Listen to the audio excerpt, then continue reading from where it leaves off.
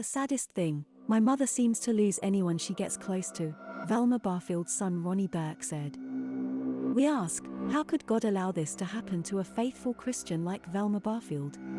The question was one that many were curious about.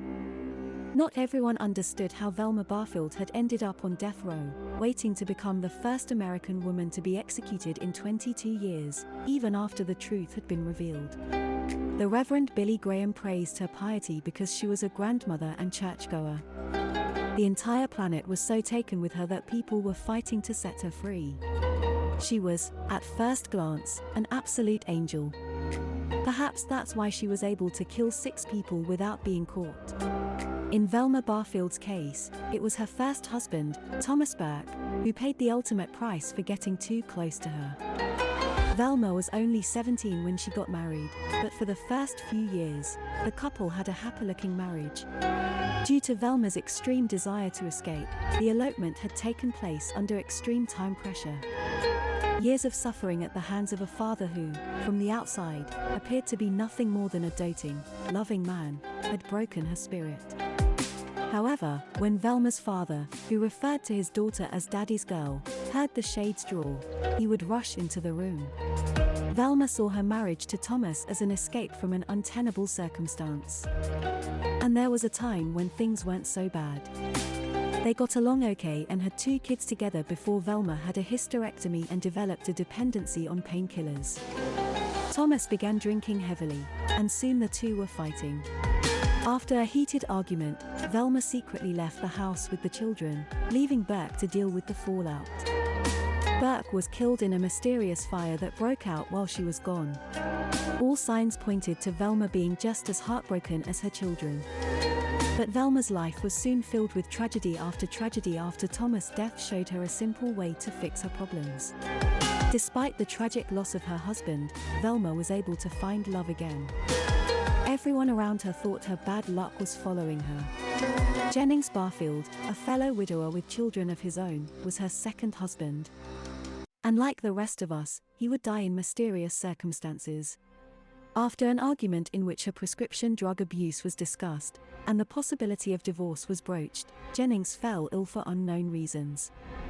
He became ill shortly after their wedding, and his heart gave out shortly after that. Then it was her mom and dad's turn. Velma Barfield moved back in with her parents after a brief relationship with another boyfriend ended in yet another of her homes mysteriously burning to the ground. However, they both passed away relatively quickly.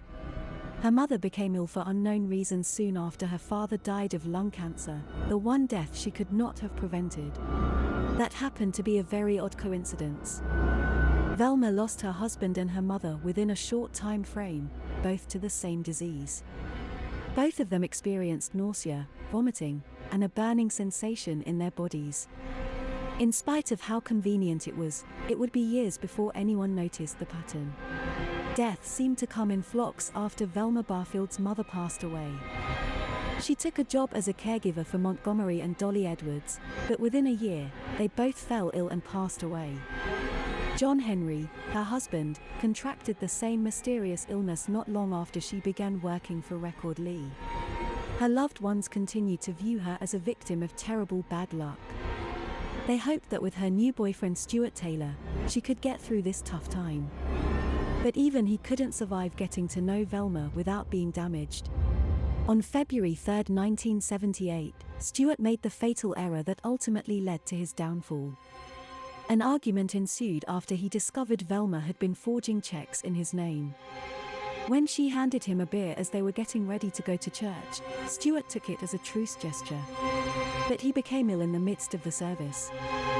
For as long as he could, he tried to keep his cool, but eventually, he gave in to the sensation that his entire body was on fire.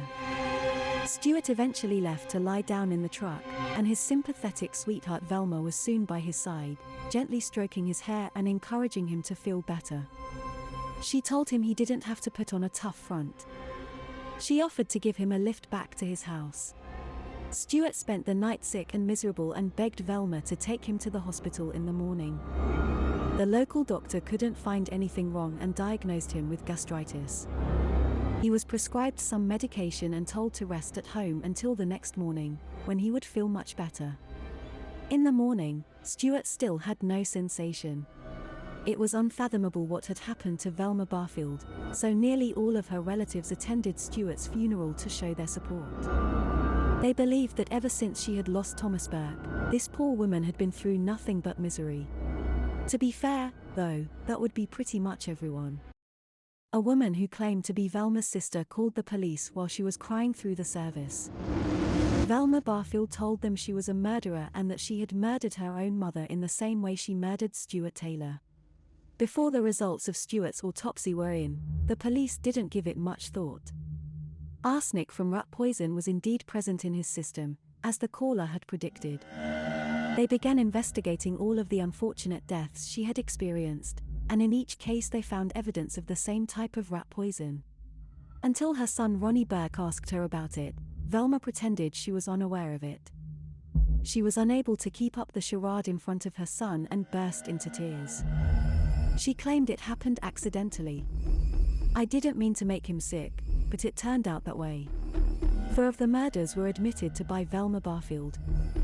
She insisted that Thomas Burke's death was an accident and that Jennings Barfield had fallen ill for no apparent reason.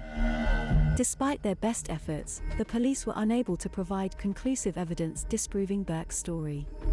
Because Jennings, like the others, had rat poison in his system when he died, we can be sure that she is lying about him. The death penalty was quickly applied, and she was sent to the gallows. After the reinstatement of capital punishment, this marked the first time a female inmate was being transported to the death house. This sparked a media craze as a result. There was a widespread uprising to save her life. Velma presented herself as a reformed Christian, while her psychiatrist argued that she suffered from multiple personality disorder. The court was unmovable, especially the judge. The execution of Velma Barfield took place on November 2, 1984. A little earlier, she had a conversation with Billy Graham, perhaps in the hopes that he would use his influence to help save her life. Reverend Graham avoided the awkward moment by simply saying, "Velma, in a way I envy you, because you're going to go to heaven before I do." An enormous group of people had gathered there. Over 300 of them had gathered outside the prison walls with candles and hymnals pleading for her release. But on the other side of the street, 80 more protesters were chanting, "Die, bitch! Die!" Her last meal consisted of a bag of cheese doodles and a can of Coca-Cola. The guards led her into the chamber of death. She reassured her loved ones that there was no need to be concerned. Velma Barfield claimed, "That gas chamber is my ticket to heaven." People who saw her say she was in no pain.